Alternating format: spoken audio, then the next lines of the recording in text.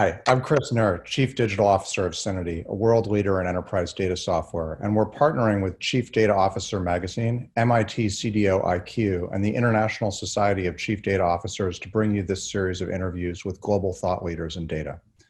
Today, I have the pleasure of talking with Suzette Kent, formerly CIO at the U.S. Federal Office of Management and Budget and a CDO Magazine 2020 Global Data Power Woman, selected by CDO Magazine for being a key influencer and pioneer shaping the landscape of data and analytics. Welcome, Suzette. Thank you, Chris. I'm glad to be here today.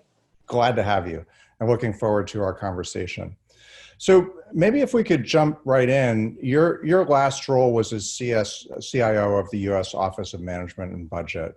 That's a different kind of role than I think many folks in our audience have had before. So maybe just as a starting point, you could give us a general overview of what that role entails, the size of the organization, your accountabilities, the mission statement, and then maybe double click from there a little bit as it relates specifically to data and analytics. Certainly, Chris. So the role is referred to, especially across the executive agencies, as the Federal Chief Information Officer for the United States. It sits in the Office of Management and Budget, and the responsibilities are for technology policy for the executive agencies of the United States. So how federal agencies use technology to deliver on their mission and services to citizens. And that means policy. Many times that may mean certain sets of priorities and activities. And there's also responsibility for oversight. So ensuring that, if there are certain administration priorities that have been defined, there are laws and statutes that are to be met, and there's certain types of information reporting and transparency responsibilities, ensuring that agencies are doing those. And as it specifically relates to data, one of the most exciting things that I had the opportunity to lead is the first ever federal data strategy. And that is a 10-year, call it the North Star, of how we want to use federal data both inside and externally. So whether that's industry, research, academia, or other types of things. But with that, defined a set of practices and action plans to be implemented at federal agencies. We also implemented the first ever chief data officers. This group will be very interested. Some agencies had them, some agencies didn't, and there wasn't a consistent set of responsibilities. So as part of one of the laws that was passed, we created the chief data officer role with a set of common roles and responsibilities, established those across all the federal agencies, and created a Chief Data Officers Council. So that group can work together collaboratively to do things that a single agency might not be able to do, and promote not only the elements of the federal data strategy, but laws like foundations of evidence-based policy making and other components of agency-specific mission that has to do with sharing data.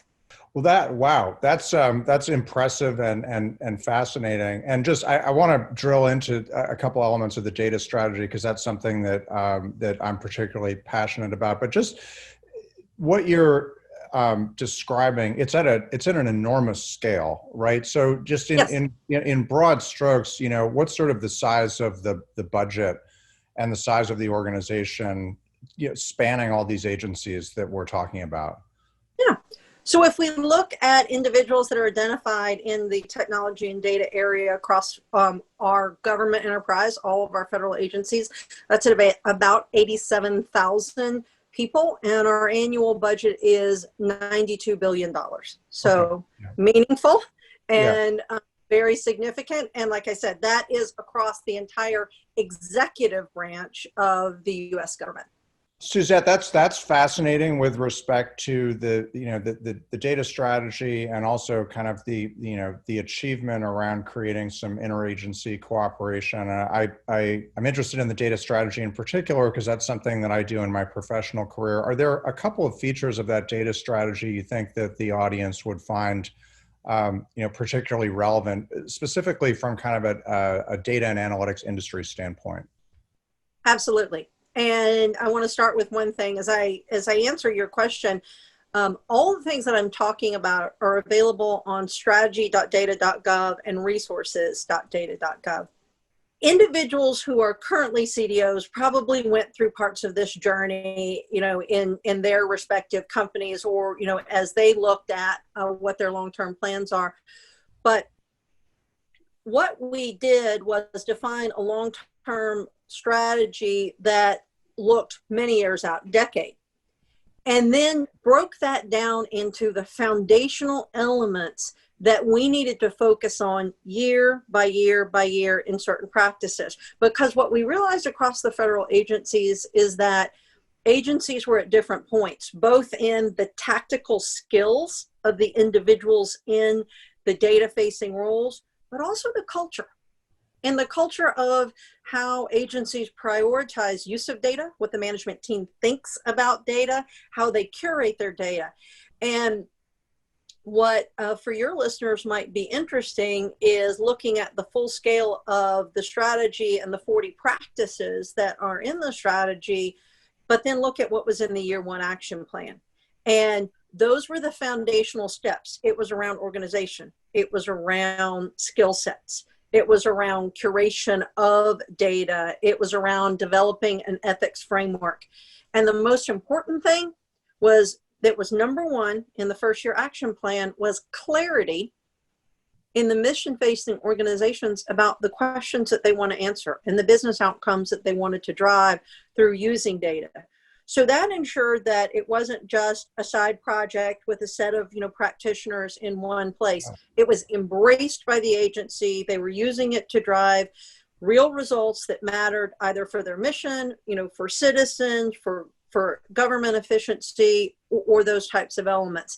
And that has been some of the more kind of exciting things that have happened, and why people have gotten excited about the activities is while we're making investments in the hard skills and the understanding of the culture, results were being delivered as well, and agencies saw the value that they were getting.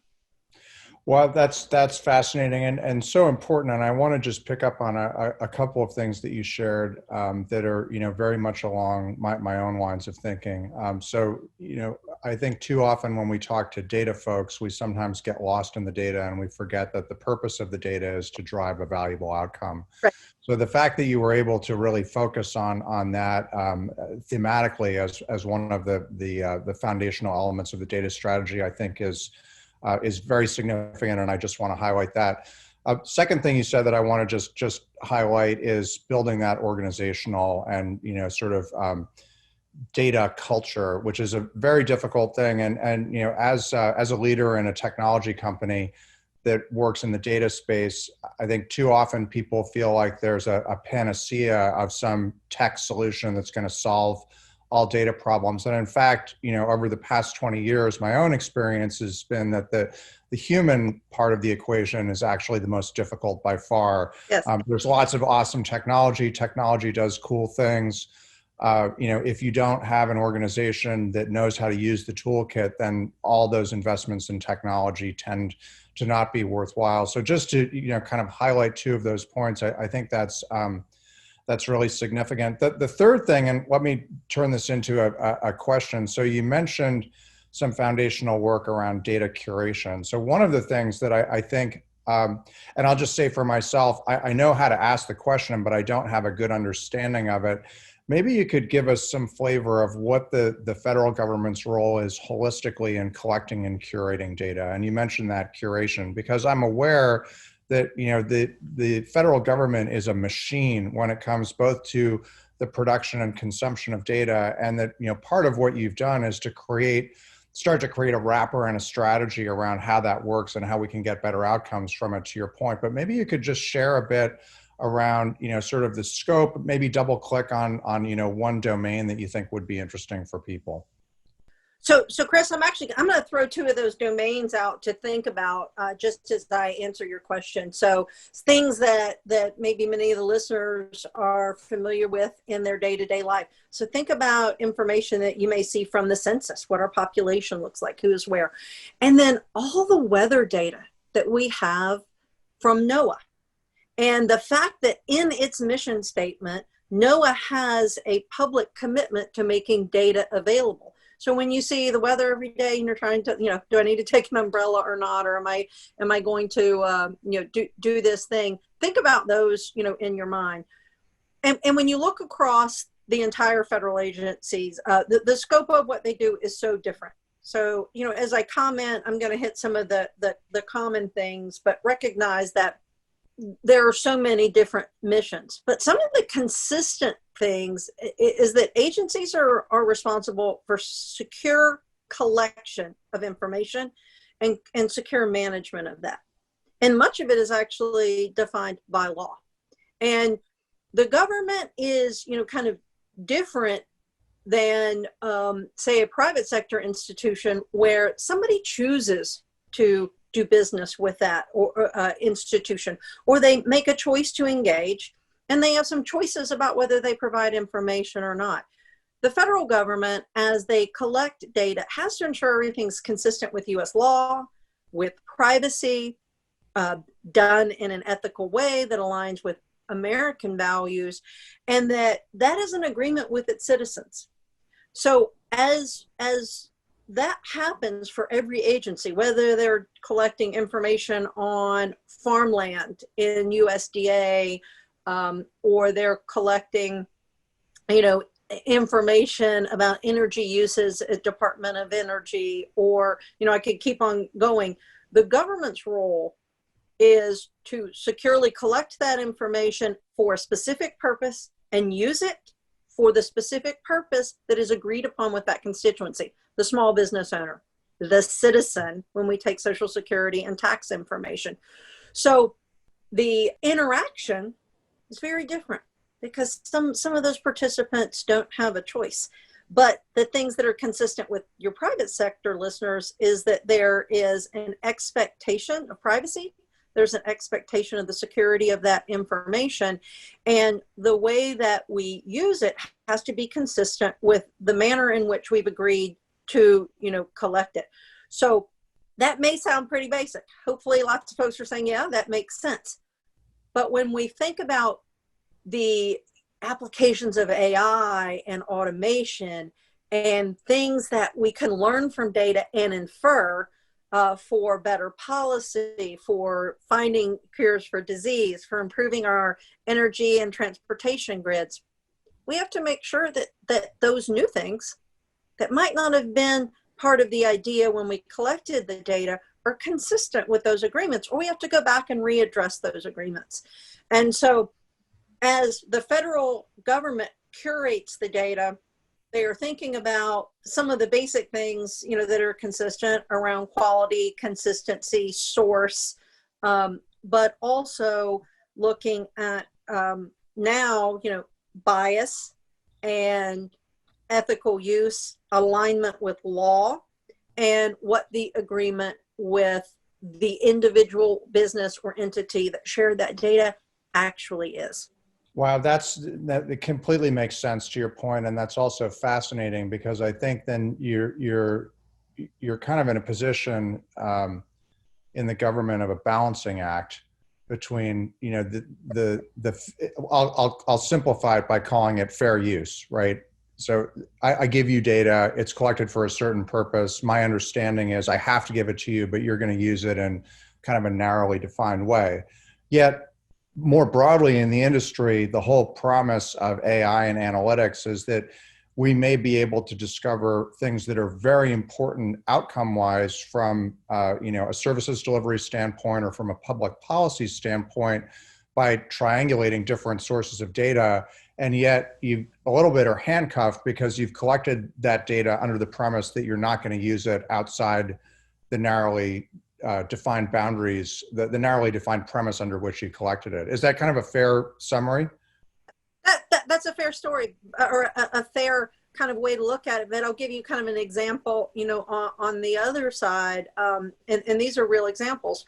When citizens share with the federal government where they live and where they work, that is for a specific purpose, right? The Department of Labor may have something, the census may collect something else. But if we're in an emergency, if there's a public health threat, if there's a weather threat, most citizens, and you're trying to prevent loss of life, and you're trying to inform first responders, most citizens are comfortable with that information, potentially being shared.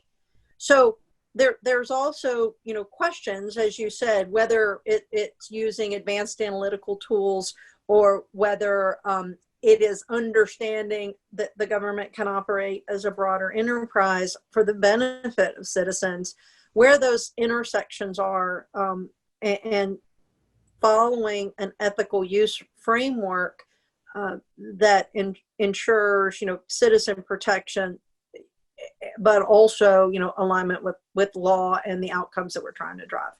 So sticking with this line of thought, and this is something that's come up in a number of my interviews, is it often feels like the pace of technology development is so rapid that businesses' ability to understand how to use it, and then from your lens, the federal government's ability to regulate and create thoughtful frameworks that are both forward-looking but not lagging at the same time. Like, how do you strike that balance in formulating policy, in particular as it relates to some of the ethics and privacy considerations that have been, very paramount over the last 4 or 5 years?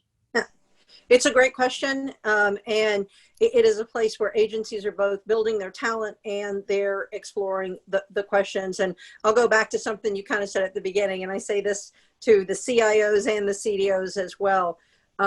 There are so many things that we can do and technology will allow us to do, but that's not useful or helpful if it doesn't match the mission problem, the business problem that we're trying to solve, if it's not embraced by the business.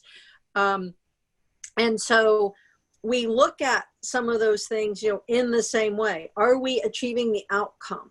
And just stay very, very laser focused, on the outcomes. And what the ways that we have found success is pilots and initiatives where we are learning and then raising the bar, and learning and raising the bar. And when you ask the question about policy, many of the way that I have framed it, and when I've been discussing it both, inside agencies and with Congress when I was in the role, was developing guardrails. And then we narrow those or we expand those as we learn and understand more. We've been there because of what we formerly talked about laws, about commitments to privacy. We already have a lot of guardrails in place inside government. But as we build extended policy, we're layering on top of those more. And as we, learn and understand, we continuously update the policy. That is part of the reason that we developed the strategy with an action plan to come out every single year.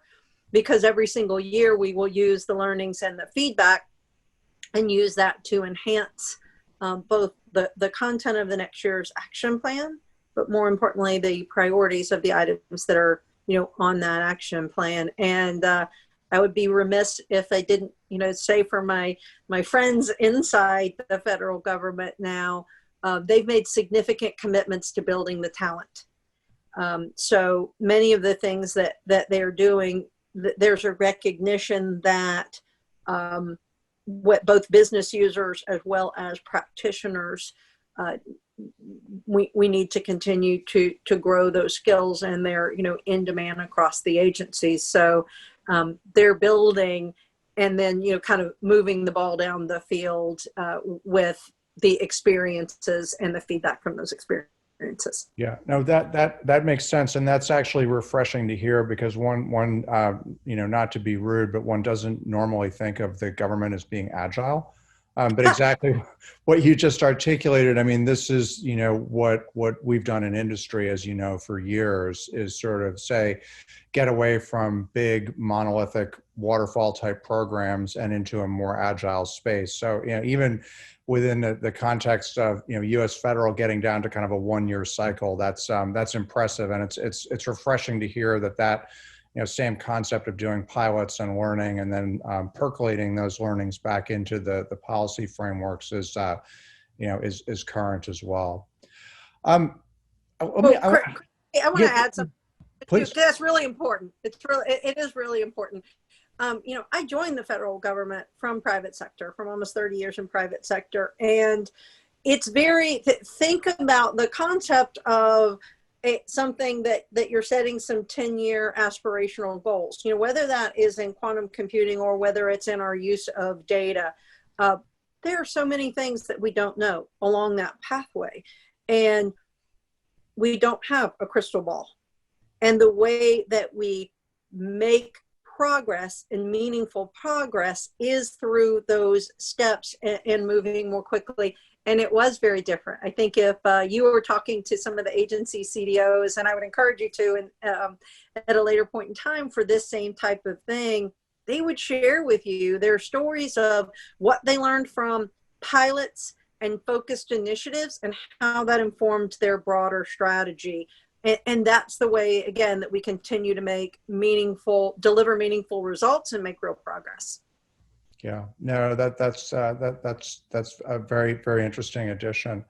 And a perfect segue to a slightly different direction than I wanted to go in. So you mentioned quantum computing. And so we just talked about, sort of real world delivery and the importance of Agile on that. So I guess my view is that from a services delivery standpoint and, taking that learning and surfacing it back into policy, that's ideal. There's also a very important role that the public sector plays that can't really be done in the private sector, which is around basic research. And if you look back at, part of what's made our economy extremely successful over the past half century, it's investments that have been made in fundamental research that end up being commercialized. So I'm sure you can't be too specific about what some of those things may be, but I think it would be helpful to understand, is that vision still there as it relates to data and analytics to do, kind of super secret basic foundational research? It's not agile, it's expensive, it takes a long time, but that it pays dividends for the country and for our economy, over generational periods. Yeah, Chris, that commitment is there. And I would say, as there's as much energy going into it, as ever. And funny, I chose the word energy. So when you look at, for example, the Department of Energy and our footprint of national labs, many of the things that are going on in this space in the national labs are incredible. Some of the most, exciting things that I had the privilege of seeing and being a part of are happening, in those spaces and driven with data. And I'll share a couple things that are public. One of the national labs put out, some information on an analysis that they were able to do with massive data sets. Took a week, to run, but new insights into some of the things that have to do with how coronavirus behaves, in the body. There are, I mentioned, NOAA already, but their big data project is one of the, most exciting that I had the opportunity to work directly with that team.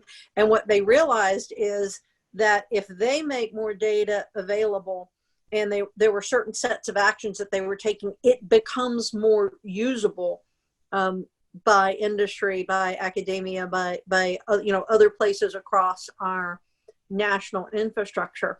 So those are important learnings, and specifically, around, quantum, that, concept, but just say advanced, high performance computing. What we're also recognizing is that data and applications to work in those environments actually need to be, handled differently from a technology perspective.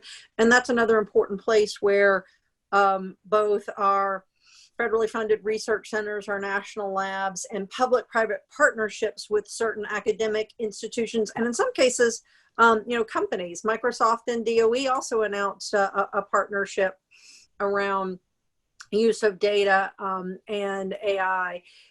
those things are critically important to continue to advance at scale. And Yeah. so I would say it's alive and well, and some of them are more public than you might have thought. Yeah. Well, that's really good to hear. And I think, I guess in a way, I would expect kind of that excitement around working with large data sets and some of the computational stuff as it relates to analytics. You have smart people with a lot of tech prowess and compute power. They're going to do that stuff, which is awesome. I want to maybe just double click on one thing that, and I'll use a particular example that I'm very familiar with because I have a life sciences background. There's, to me, one of the most foundational challenges in the data world is the problem of data interoperability. And if I double click on, for example, electronic health records, it feels to me as a life sciences person that that's just a complete disaster, for lack of a better way of putting it, and that it's sort of been ceded to private companies, which are, they're excellent companies. They do good work, but they're also profit-seeking companies that are not really, in my view, kind of pushing forward interoperability standards for something that, it has a critical services delivery outcome to U.S. citizens, and it also has a critical impact on our economy. So, like, just for that or for something else, should we be doing more from, kind of a basic research standpoint to drive data standards in critical domains and drive data interoperability, sort of create more Rosetta Stones, if you will, than that we would all like to exist. Some of that might actually negatively impact our business a lot, right? Because a lot of what we do is clean up industry problems where there are issues of data interoperability. So I'm curious, and it's sort of a boring area, if you will, but it's super important. And I think for, the data CDO audience, I'm really curious if you have a perspective on that in particular. Yeah. So Chris, that is a complex area, and I'm gonna say a couple things to kind of frame my comments. I wouldn't necessarily say the government ceded things to private sector. I would say private sector moved faster. Fair. Yeah. Sector, because there's always been electronic health record, initiatives. Those, it sometimes have not moved at a pace that meets the needs, meets the demand. And that is my opinion as a citizen, and speaking as a citizen. Absolutely. Then again, I'm pretty impatient with everything, and I expect all my digital experiences to be fantastic. As I mentioned, I came out of financial services, and the bar is, let me say on the video here, way up here, right off the screen. Yeah. But in the environment that Americans live in, when you can tap on your phone and your food drops at your door, or you can have your windshield changed in your driveway, from a crack, people expect instantaneous, data-driven, high-quality services. And so I agree with you that there are areas and very specific things where consistency of data improves outcomes, and especially the things that are where there's a distributed delivery model and a distributed interpretation. I'm going to go back and use the weather example just because it is easier. It's very finite observations, but it means something different whether you're in New York City or Washington, D.C. or California.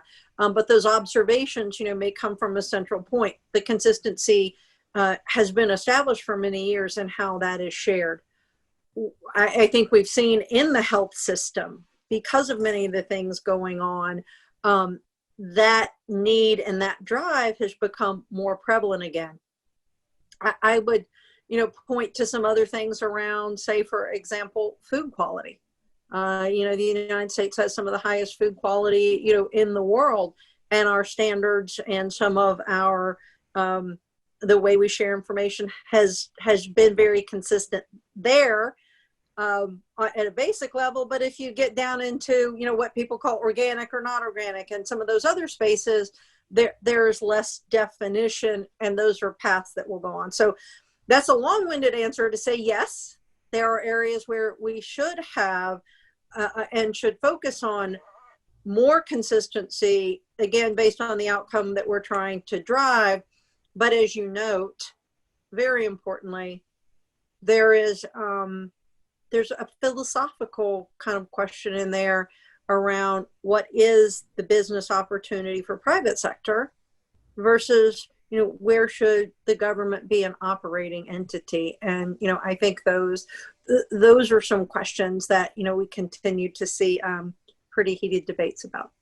Yeah, no, that's an excellent answer. Thank you. And it's indeed a very complicated space, and hard for the government to move as fast as private sector is going to move. Yet at the same time, it seems like there's something there, in this domain in particular that I'm very familiar with, and I'm sure in other domains as well, where maybe pushing a little harder and a little faster just on some interoperability standards, which again, it's a mechanical thing, but a very important thing. And if you go back to sort of the dawn of the internet, some of those standards have proven to be particularly significant and kind of punch above their weight in terms of positive outcomes from a technology standpoint. So certainly an interesting thing to think about. Mm-hmm.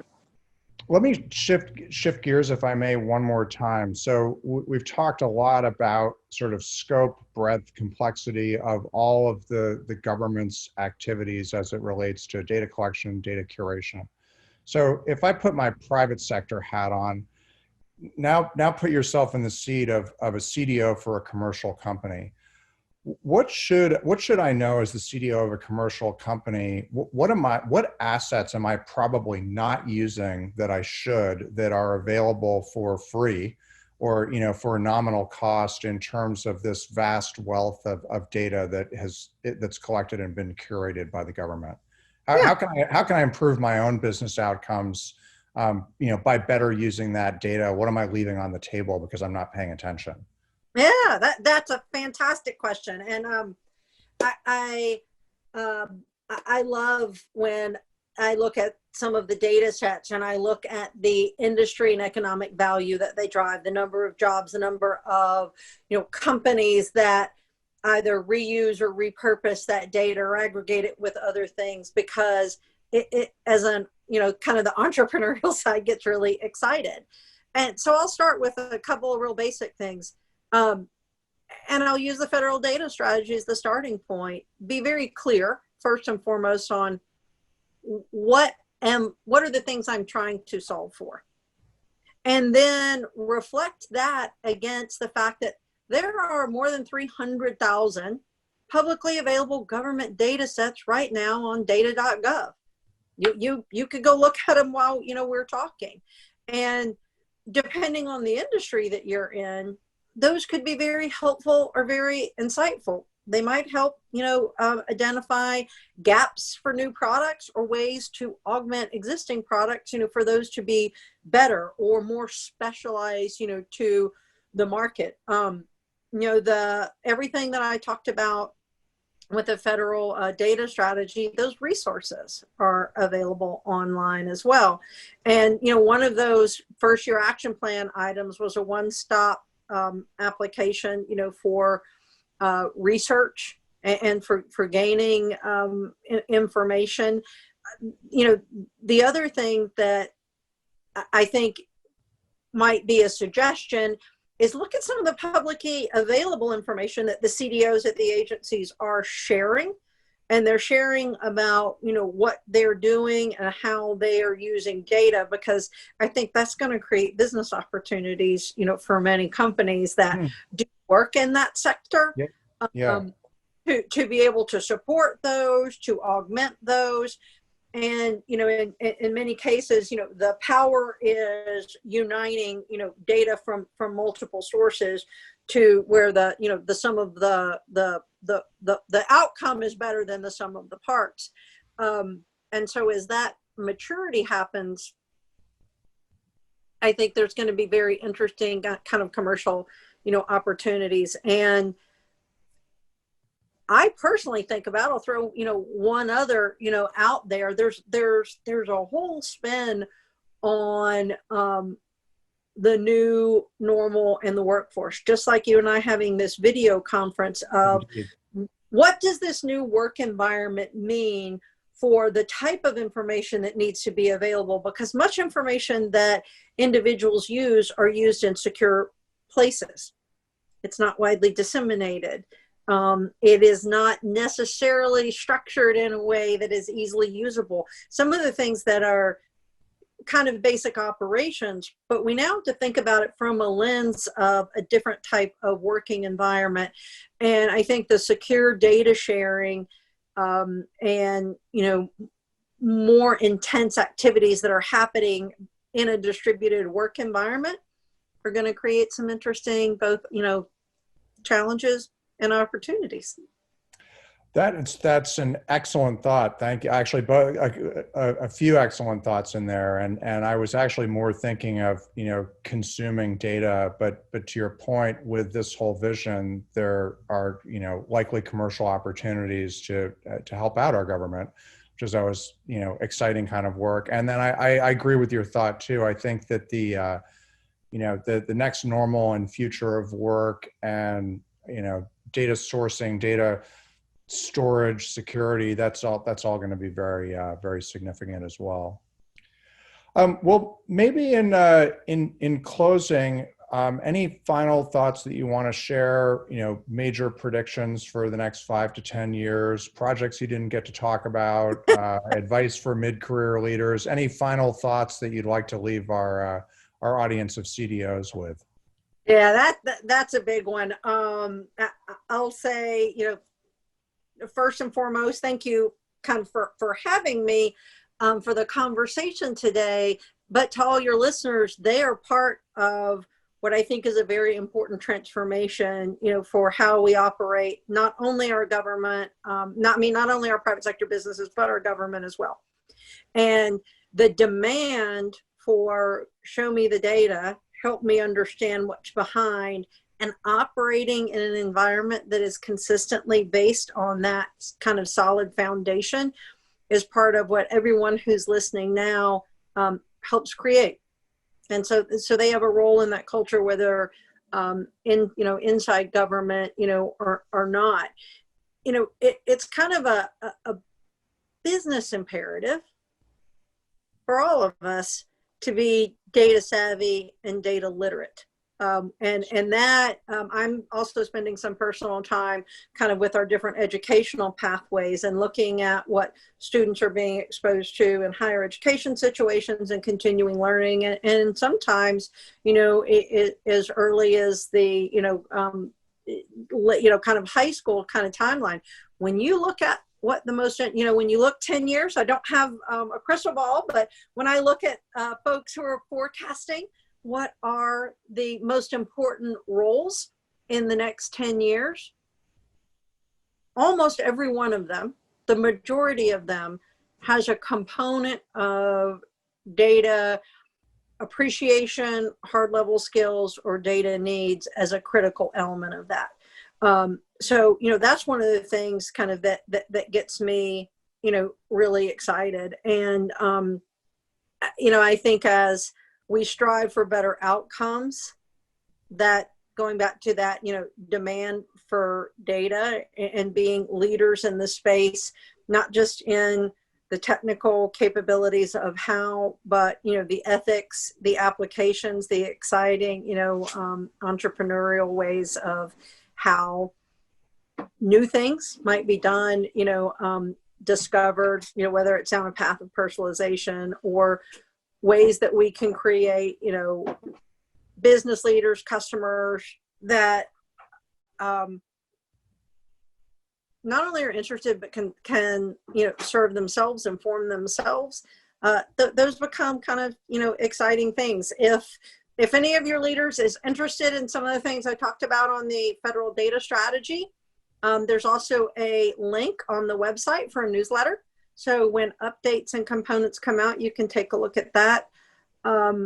Chris, you asked me a wonderful question about what's going on in our national labs. I would say they're continue to watch those things, and as always, like our conversation today, dialogues across practitioners is really important for us to be able to lift not only the conversation, but the comprehensive abilities across everybody that's in our working environment. So I appreciate CDO Magazine for the time.